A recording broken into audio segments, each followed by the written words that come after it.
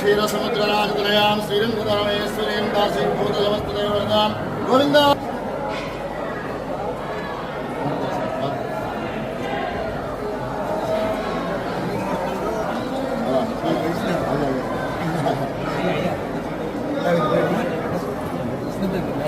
दारी दारी दारी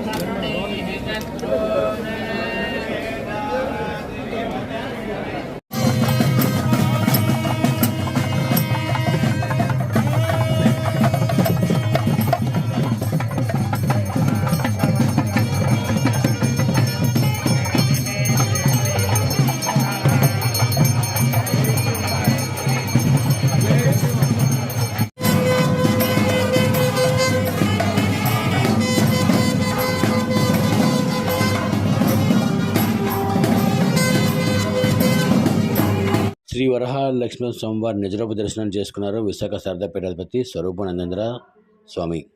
వైశాఖ మాసం తృతీయ అక్షయ తృతీయ చందనోత్సవం స్వామివారి నిజరూప దర్శనము శుక్రవారం ఉదయం 6 గంటల సమయంలో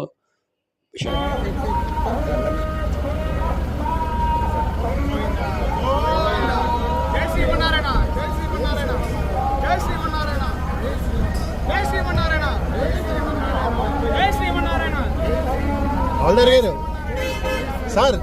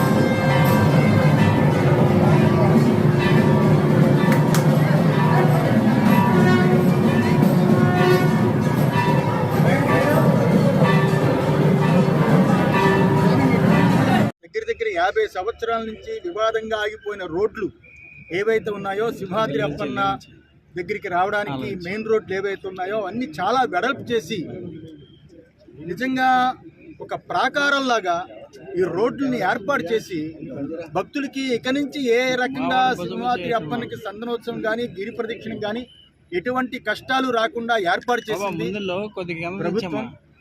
అలాగే కమిషనర్ గారు, ఈవో గారు వీళ్ళందరూ కూడా అణువు చాలా జాగ్రత్తగా చేయాలనే కార్యక్రమం ఈసారి ఏర్పాటు చేయడం చాలా సంతోషం, చాలా ఆనందకరం.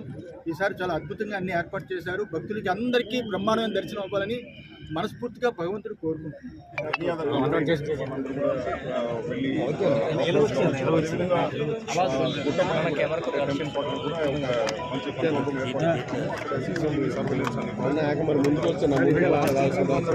Safe journey back and very happy.